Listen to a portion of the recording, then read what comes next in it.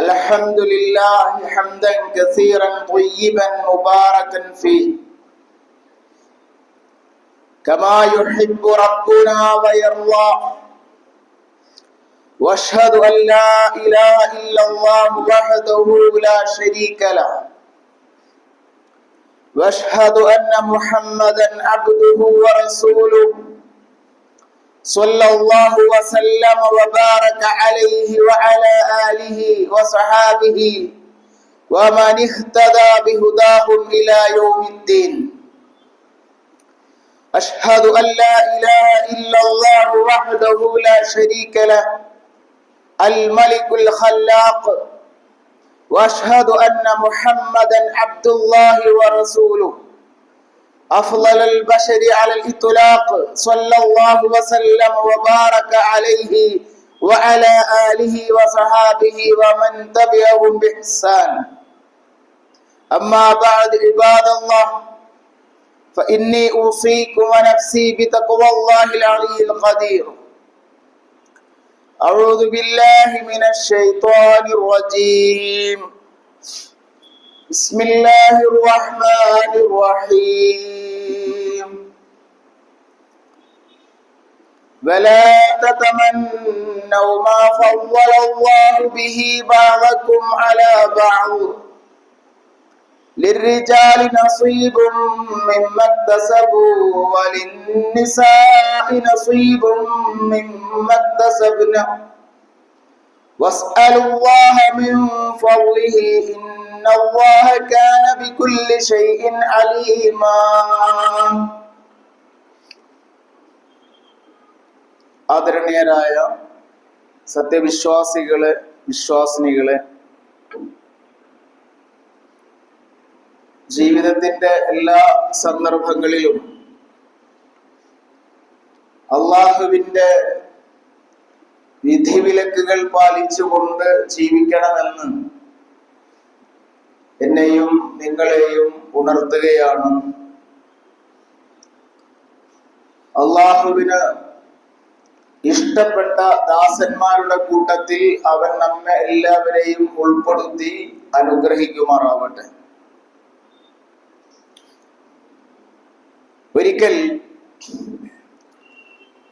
പ്രവാചകൻ സ്വല്ലല്ലാഹു അലൈഹി വസല്ലമയുടെ അടുത്ത് ഒരു പാവപ്പെട്ട മനുഷ്യൻ വന്നു.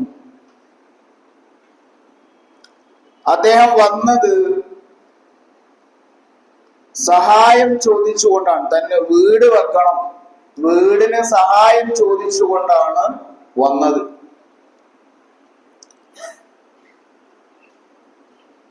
അന്നത്തെ വലിയ സമ്പന്നനായ അബ്ദുറഹ്മാൻ ഇബ്നു ഔഫ് റളിയല്ലാഹു അൻഹുവിന്റെ അടുത്തേക്ക് റസൂലുള്ളാഹി സ്വല്ലല്ലാഹു അലൈഹി വസല്ലമ ഈ പാവപ്പെട്ട മനുഷ്യനെ പറഞ്ഞയച്ചു.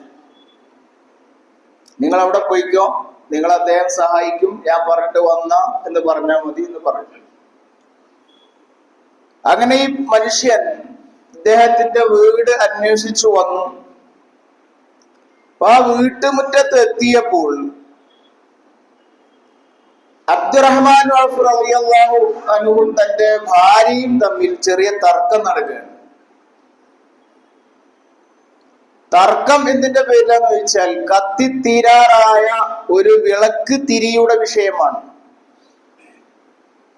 വിളക്കിൽ വെക്കുന്ന തിരി, ആ തിരിയുടെ വിഷയത്തിലാണ് തർക്കം. ഈ തർക്കം കേട്ടിട്ട് ഈ സാധു റസൂലിന്റെ അടുത്തേക്ക് തിരിച്ചു. അപ്പൊ ചെറിയ ഒരു വിഷയത്തിൽ കണിശത കാണിക്കുന്ന, ഒരു വിളക്ക് തിരിയുടെ വിഷയത്തിൽ കണിശത കാണിക്കുന്ന ആളോട് ഞാൻ എങ്ങനെ എന്റെ പ്രശ്നം പറയാം? റസൂലിന്റെ അടുത്ത് തിരിച്ചു എന്നിട്ട് പറഞ്ഞ് സംഭവിച്ചത് പറഞ്ഞു. റസൂൽ ഒന്നുകൂടി പറഞ്ഞു, ചെല്ല്. അങ്ങനെ രണ്ടാമതും ഈ സ്വഹാബിയുടെ വീട്ടില് ഈ മിസ്കീൻ വരികയാണ്. അപ്പൊ വന്ന് നിന്നപ്പം അബ്ദുറഹ്മാൻ ഔഫ് റളിയല്ലാഹു അൻഹു ചോദിച്ചു, നീ നേരത്തെ എന്തിനാ തിരിച്ചു പോയത്? നീ എന്തിനാ വന്നത്? അപ്പൊ വന്ന കാര്യമെല്ലാം പറഞ്ഞു.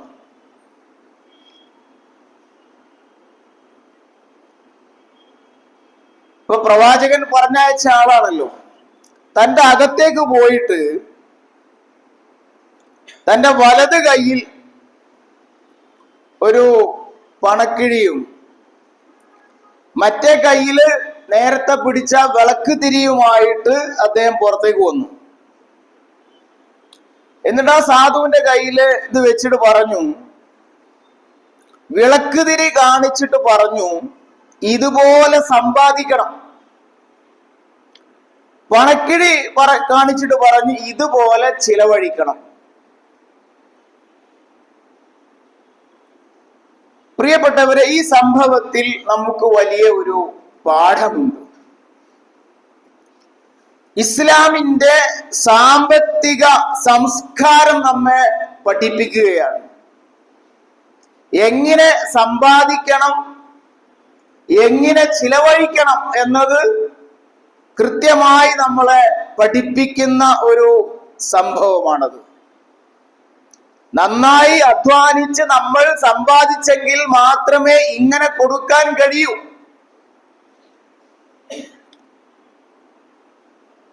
സാധാരണഗതിയിൽ നമ്മുടെ സമുദായത്തിനകത്ത്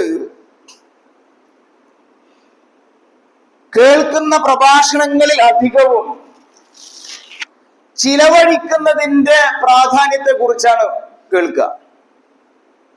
എന്നാൽ സമ്പാദിക്കേണ്ടതിന്റെ, പണമുണ്ടാക്കേണ്ടതിന്റെ പ്രാധാന്യത്തെ കുറിച്ച് അത്ര പറയുകയോ ആലോചിക്കുകയോ ചെയ്യാറില്ല. കാരണം ചില തെറ്റിദ്ധാരണ ഉണ്ട്.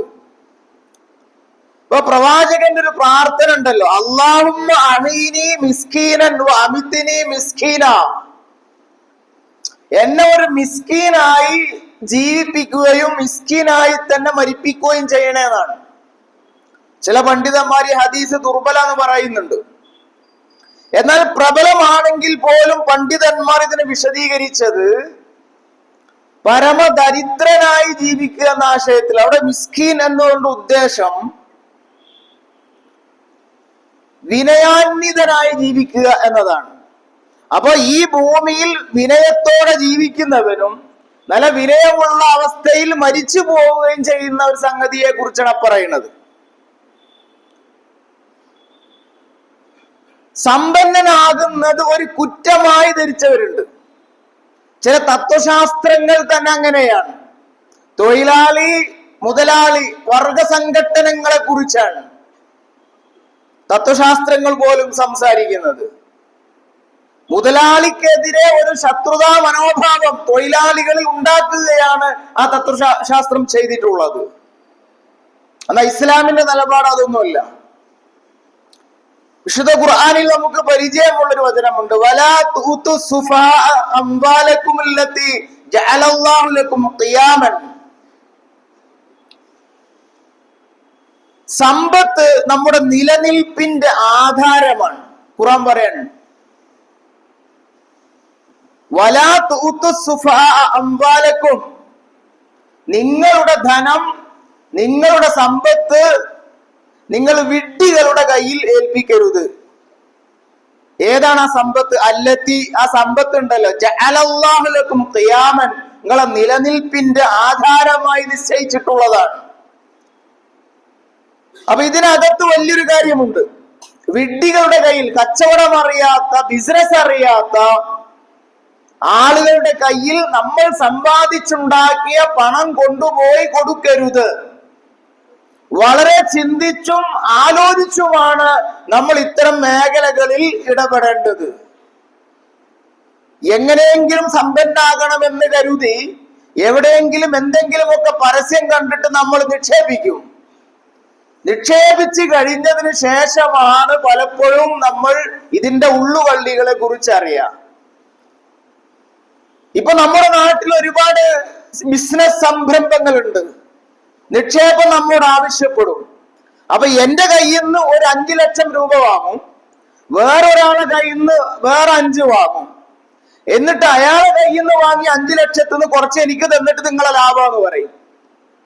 ഇങ്ങനെ ഒരുപാട് സംഗതികൾ പൊളിഞ്ഞു പോയിട്ടുണ്ട്. അപ്പൊ അതുകൊണ്ട് വലാ തുഉതു സുഫഹാ അംവാലകും അല്ലതി ജഅലല്ലാഹു ലക്കും ഖിയാമൻ, നമ്മുടെ നിലനിൽപ്പിന്റെ ആധാരമായിട്ടുള്ള പണം വിഡ്ഢികളെ കയ്യിൽ നിങ്ങൾ ഏൽപ്പിക്കരുത്. വളരെ സൂക്ഷ്മത സമ്പത്തിന്റെ വിഷയത്തിൽ ഉണ്ടാവണം. അത് നശിപ്പിക്കരുത് നിങ്ങൾ.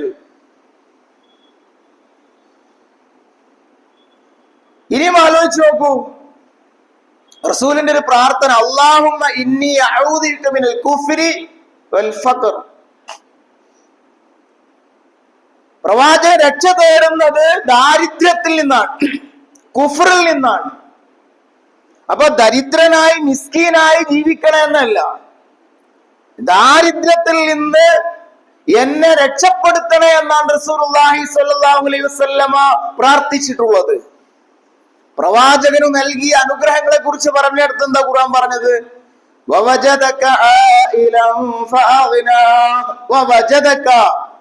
അവൻ നിന്നെ കണ്ടു, അല്ലാഹ് റസൂലിനെ കണ്ടു, ആയിലൻ ദരിദ്രനായിട്ട്, എന്നിട്ട് അവൻ സമ്പന്നനാക്കി. അപ്പൊ ഹലാലായ രീതിയിൽ എത്രയും നമുക്ക് സമ്പാദിക്കാം, ഹലാലായ വഴിയിൽ എത്രയും നമുക്ക് ചിലവഴിക്കാം. അതിന് യാതൊരു തടസ്സവും ഇസ്ലാം വെച്ചിട്ടില്ല. അപ്പൊ നന്നായി അധ്വാനിക്കാനും നന്നായി സമ്പാദിക്കാനും ഇസ്ലാം വലിയ പ്രോത്സാഹനം നൽകിയിട്ടുണ്ട്. കാരണം സാമ്പത്തികമായ അഭിവൃദ്ധി ഉണ്ടെങ്കിൽ ഈ ലോകത്ത് നമുക്ക് എഴുന്നേറ്റ് നിൽക്കാൻ കഴിയൂ. നോക്കൂ, നിങ്ങൾ സക്കാത്ത് വാങ്ങാൻ ആളില്ലാത്ത സമൂഹത്തെ സൃഷ്ടിച്ച ഒരു ദർശനമാണ് ഇസ്ലാം. എന്നും മിസ്കീനായി ജീവിക്കാൻ വേണ്ടി പഠിപ്പിച്ച മതമല്ല. സക്കാത്ത് വാങ്ങാൻ ആളില്ലാത്ത, മിസ്കീന്മാരില്ലാത്ത ഒരു സാമൂഹ്യ ക്രമത്തെ ഉണ്ടാക്കിയ ദർശനമാണ് ഇസ്ലാം. എല്ലാവരും മിസ്കീനായി ജീവിച്ചോളി എന്നല്ല പറഞ്ഞത്.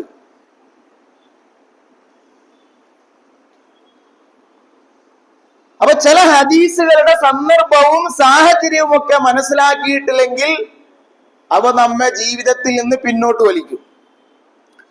നമ്മൾ എപ്പോഴും കേൾക്കുന്ന മറ്റൊരു സംഗതി എന്താണ്? പാവപ്പെട്ടവൻ സ്വർഗത്തിൽ പ്രവേശിച്ച് 500 വർഷം കഴിഞ്ഞിട്ട് ധനികൻ പ്രവേശിക്കുമെന്ന് കേൾക്കാറുണ്ട്. എന്ന് പറഞ്ഞാൽ അത് സമ്പാദിക്കാതിരിക്കാനുള്ള ഒരു വർത്താനല്ല. അത് സമ്പാദിക്കുന്നിടത്ത് സൂക്ഷ്മതയുണ്ടാവണം. ഇത് വലിയ ഗൗരവമുള്ള ഒരു സംഗതിയാണ് എന്ന് നമ്മളെ പഠിപ്പിക്കാനാണ് ഈ ഒരു ശൈലിയിൽ അത് പറഞ്ഞിട്ടുള്ളത്.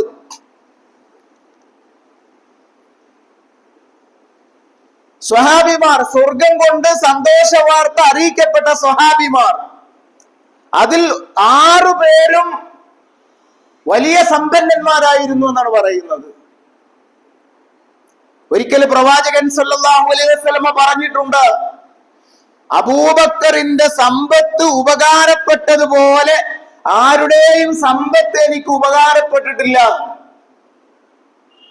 അപ്പൊ ഈ ദീനിന് വളരാൻ, എങ്കിൽ ദീനിയായ ഒരുപാട് സംരംഭങ്ങൾക്ക് സമ്പത്ത് ആവശ്യമാണ്. അപ്പൊ പ്രവാചകൻ സല്ലല്ലാഹു അലൈഹി വസല്ലം പറയാണ്, അബൂബക്കറിന്റെ പണം എനിക്ക് ഉപകാരപ്പെട്ടതുപോലെ, ഈ ദീനിന് ഉപകാരപ്പെട്ടതുപോലെ വേറെ ഒരാളുടെ സമ്പത്തും ഉപകാരപ്പെട്ടിട്ടില്ല. ഫഖറഉ മാ തയസ്സറ മിനൽ ഖുർആൻ, ഖുർആനിൽ നിന്ന് നിങ്ങൾ ലളിതമായത് പാരായണം ചെയ്യുക. രാത്രി നമസ്കാരത്തിൽ ഖുർആൻ പാരായണം ചെയ്യുന്നതിനെ കുറിച്ചാണ്. ഇതിന് ഇളവ് നൽകി. ആർക്ക്? രാത്രി നമസ്കാരത്തിൽ വളരെ കുറച്ച് ഓതിയാൽ മതി എന്ന് പറഞ്ഞത് 3 വിഭാഗം ആളുകളോട്. ഒന്ന് രോഗിയാണ്, രണ്ടാമത്തത് അള്ളാഹുവിന്റെ മാർഗത്തിൽ ജിഹാദ് ചെയ്യുന്ന ആള്, മൂന്നാമത്തത് സമ്പാദിക്കാൻ വേണ്ടി യാത്ര ചെയ്യുന്നവൻ.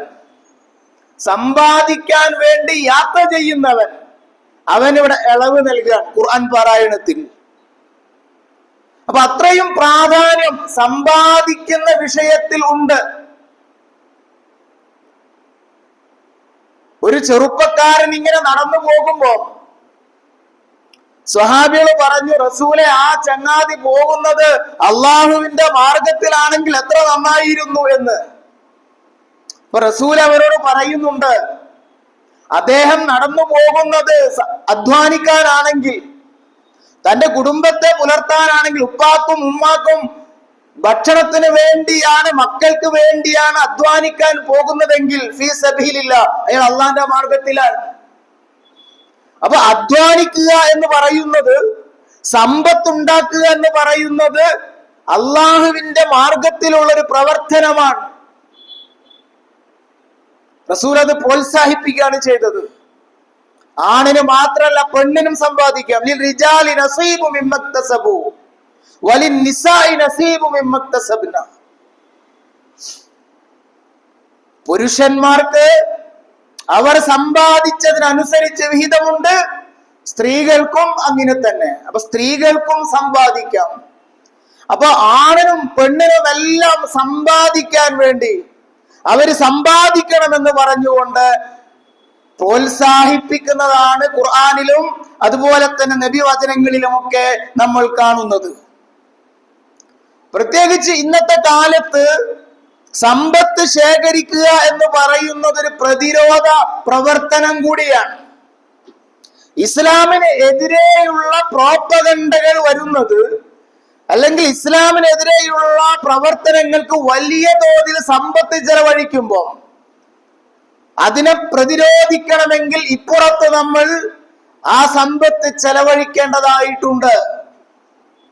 നമ്മൾ മിസ്കീനായി ജീവിക്കുക എന്ന് പ്രാർത്ഥിച്ചാൽ ഈ പണിയൊന്നും നടക്കൂല.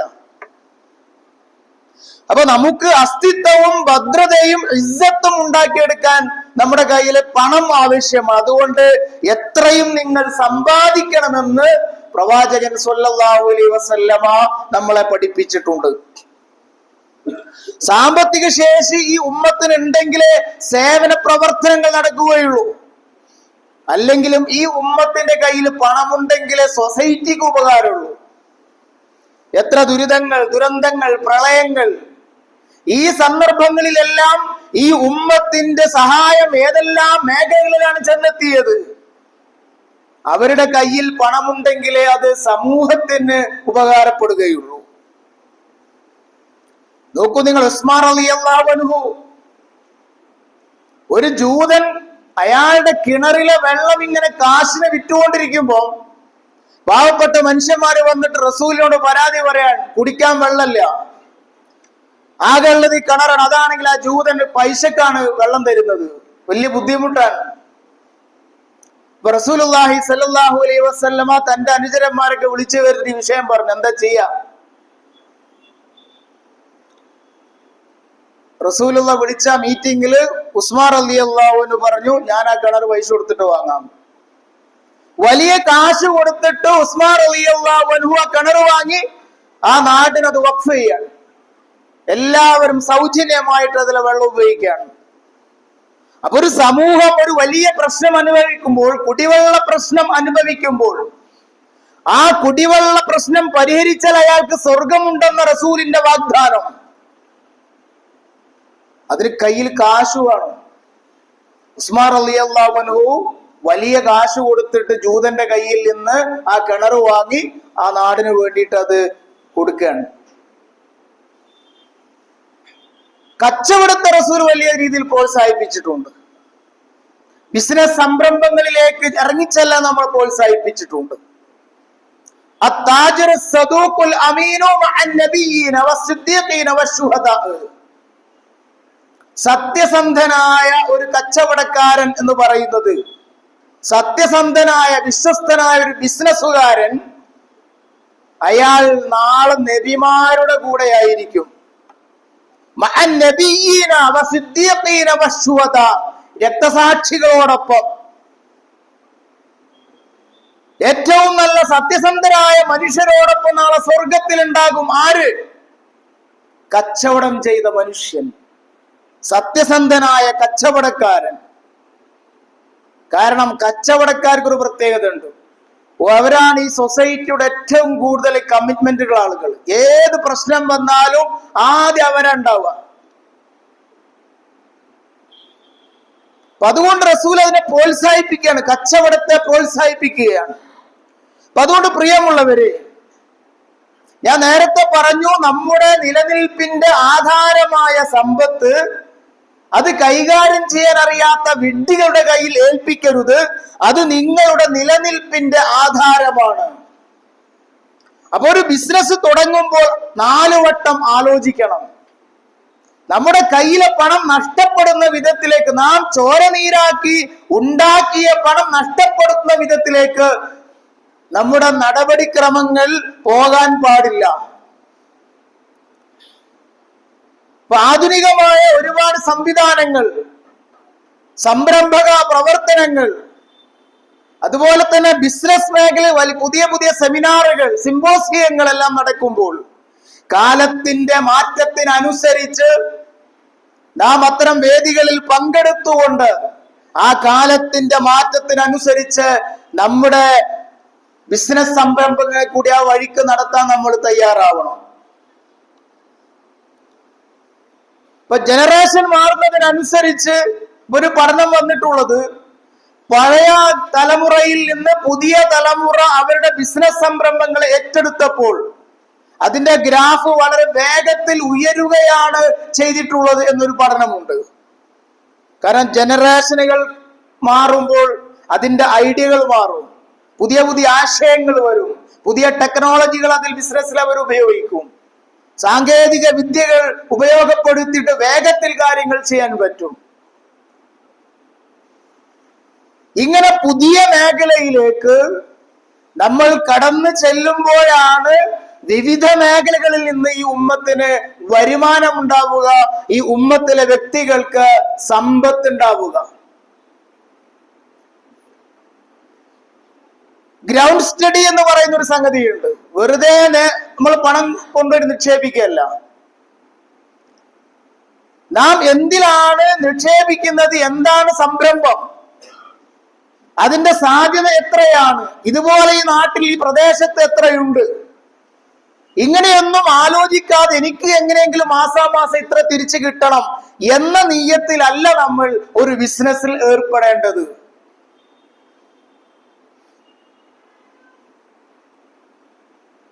പഴയ കാലത്തെ നെറ്റ്വർക്ക് സംവിധാനങ്ങൾ ഇന്ന് പുതിയ രീതിയിൽ അതിന്റെ ശൈലി മാറ്റിക്കൊണ്ട് ആളുകളെ പിടിക്കുന്നുണ്ട്, അവരുടെ സമ്പത്ത് നഷ്ടപ്പെടുന്നുണ്ട്, വലിയ പ്രശ്നങ്ങൾ ആ മേഖലകളിലുണ്ട്.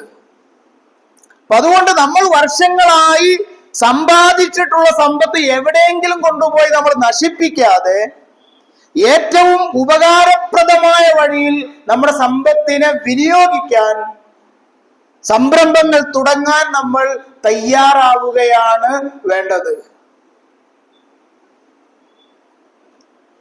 അതുപോലെ പ്രവാചകൻ സല്ലല്ലാഹു അലൈഹി വസല്ലമ പാവപ്പെട്ട ആളുകളെയും സമ്പാദിക്കാൻ വേണ്ടിയിട്ട് പ്രോത്സാഹിപ്പിക്കണം. ഒരിക്കല് വല്ലതും തരണം എന്ന് പറഞ്ഞ് ഒരു പാവം റസൂലിന്റെ അടുത്ത് വരികയാണ്.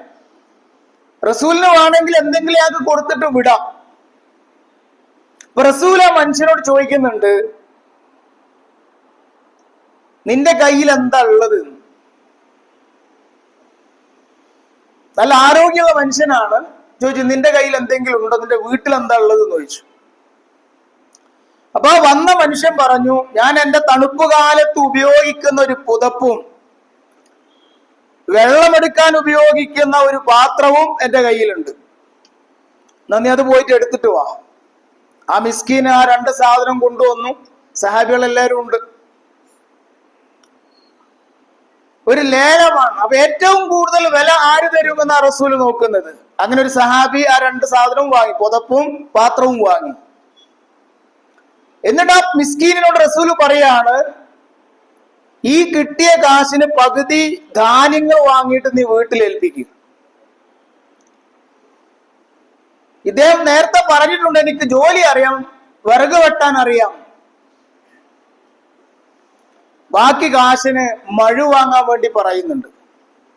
അദ്ദേഹം മഴു വാങ്ങി വന്ന് റസൂല് തന്നെ അതിനൊരു പിടി വെച്ചു കൊടുത്തു. ഇനി നിന്നെ ഈ പരിസരത്ത് കാണരുത്, പോയിട്ട് ജോലി ചെയ്യുന്നു പറഞ്ഞു. അങ്ങനെ കുറച്ച് ദിവസങ്ങൾക്ക് ശേഷം അയാൾ റസൂലിന്റെ അടുത്തിനെ തിരിച്ചു വരികയാണ്. കാശുമായിട്ടാണ് വരുന്നത്.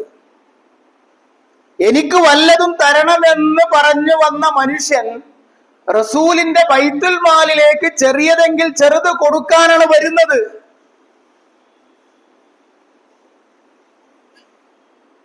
റസൂൽ ആ മനുഷ്യനോട് പറയുന്നുണ്ട്, ഈ കിട്ടിയ കാശിന് ആവശ്യമായ ഭക്ഷണ സാധനങ്ങളും വസ്ത്രങ്ങളും ഒക്കെ വാങ്ങിയതിന്റെ ബാക്കി വീട്ടിൽ നീ സൂക്ഷിക്ക്.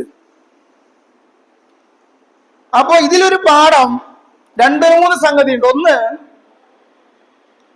എന്തെങ്കിലുമൊക്കെ ജോലി ഒരു മനുഷ്യൻ ചെയ്യണം, അഭിമാനത്തോടെ ജീവിക്കണം. റസൂല മനുഷ്യനോട് പറയുന്നത്, നാളെ പരലോകത്ത് അപമാനിതനാകുന്നതിനേക്കാൾ നല്ലത് ഇതല്ലേ. ഇത് കേട്ടപ്പോഴത്തേക്കും കൂടുതൽ സന്തോഷമായി. ഞാൻ വളരെ അഭിമാനബോധമുള്ള ഒരു മനുഷ്യനായി, ആരുടെ മുമ്പിൽ കൈ നീട്ടാത്തൊരു മനുഷ്യൻ. അപ്പൊ ഈ സംഭവത്തിലെ പാഠം, അധ്വാനിക്കണം. എന്തെങ്കിലും ഒരു ജോലി മനുഷ്യനുണ്ട്. വെറുതെ നിൽക്കുന്ന ഒരാൾ നമ്മുടെ ഉമ്മത്തിൽ ഉണ്ടാവരുത്. എന്തെങ്കിലുമൊക്കെ ചെറിയ ശമ്പളമാണെങ്കിൽ ഉള്ള ജോലി ചെയ്തുകൊണ്ട് ജീവിക്കണം മനുഷ്യൻ. ചില ആളുകൾ ജോലി അന്വേഷിച്ച് കാലം തീർക്കും. ഒരു ജോലിയിൽ കയറിയിട്ടാണ് നമ്മൾ വേറെ ജോലി അന്വേഷിക്കേണ്ടത്. ഞാൻ എന്റെ പഠിപ്പിനും പത്രാസിനും അനുസരിച്ച് ജോലി ഇല്ല എന്ന് പറഞ്ഞ് കാലങ്ങളോളം ജോലി തരികയാണ്. എന്തെങ്കിലും ഒരു ജോലി കണ്ടെത്തി കയറിയിട്ട് തന്റെ കയ്യിലുള്ള സർട്ടിഫിക്കറ്റ് അനുസരിച്ച് ജോലി നമുക്ക് അന്വേഷിക്കാമല്ലോ. അങ്ങനെ ചെയ്യൂല. ഇതിനുള്ള സമയം മുഴുവനും അപ്പൊ സംഭവിക്കുക, വാപ്പ സമ്പാദിച്ച മുഴുവനും ഇയാൾ ജോലി തെരഞ്ഞു തീരുകയാണ്. ഇവിടെ സാമ്പത്തിക നഷ്ടമാണ് സംഭവിക്കുന്നത്. എന്നാൽ ഇയാൾ ചെറിയൊരു ജോലിയിൽ കയറിയിട്ടാണ് ജോലി അന്വേഷിക്കുന്നതെങ്കിൽ അയാൾക്ക് അവിടെ ചെറിയ വരുമാനമുണ്ട്. ഇപ്പുറത്തെ സാമ്പത്തിക നഷ്ടം ഒഴിവായി കിട്ടും. അപ്പൊ ഇങ്ങനെ ഈ ഉമ്മത്തിൽ ഒരാൾ ജോലി ഇല്ലാത്തവരായി ഉണ്ടാവരുത്, വരുമാനമില്ലാത്തവരായിട്ട് ഉണ്ടാവരുത് എന്നൊരു പാഠമുണ്ട്. രണ്ടാമത്തത്, ഒരു മഹല്ല് സംവിധാനത്തിൽ ഉണ്ടാവേണ്ടുന്ന ഒരു കാര്യമാണ്. ഒരു മഹല്ലിനകത്ത് നല്ല സ്കില്ലുള്ള മനുഷ്യന്മാരുണ്ടാവും. ഇപ്പൊ റസൂൽ ഇയാളെ സ്കില്ലിനെ ഉപയോഗപ്പെടുത്തുകയാണ്. ഇയാളുടെ സ്കില്ലിനെ ഉപയോഗപ്പെടുത്തി പണിയായുധം വാങ്ങിക്കൊടുത്തു. ചിലപ്പോൾ ചെറിയൊരു തട്ടുകട ഇട്ട് കൊടുത്താൽ, ഒരു ഓട്ടോറിക്ഷ വാങ്ങിക്കൊടുത്താൽ, ഒരു മറ്റെന്തെങ്കിലും ആയുധങ്ങൾ, പണിയായുധങ്ങൾ വാങ്ങിക്കൊടുത്താൽ അയാൾക്ക് ജോലി ചെയ്ത് ജീവിക്കാൻ പറ്റും. ഇങ്ങനെ സക്കാത്ത് കമ്മിറ്റികൾക്ക് ആലോചിക്കാം, മഹല്ലുകൾക്ക് ആലോചിക്കാം. തന്റെ മഹല്ലിനകത്തുള്ള മാൻ പവറിനെ ഉപയോഗപ്പെടുത്തി അവരുടെ സ്കില്ല് മനസ്സിലാക്കി ഇത്തരം കാര്യങ്ങളിലേക്ക് ആളുകളെ വഴിതെളിക്കാൻ മഹല്ല് സംവിധാനങ്ങൾക്ക് ആവേണ്ടതുണ്ട്.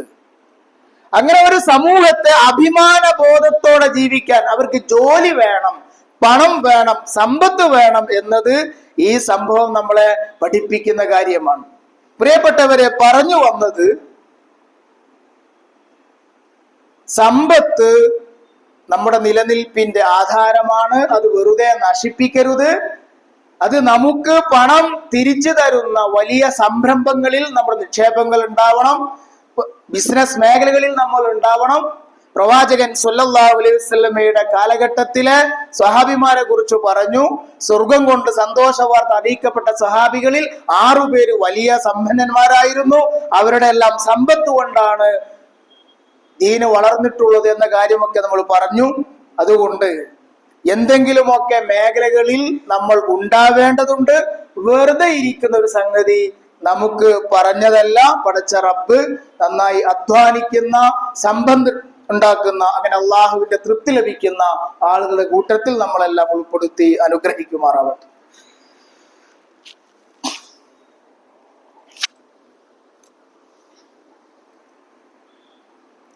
അൽഹംദുലില്ലാഹ്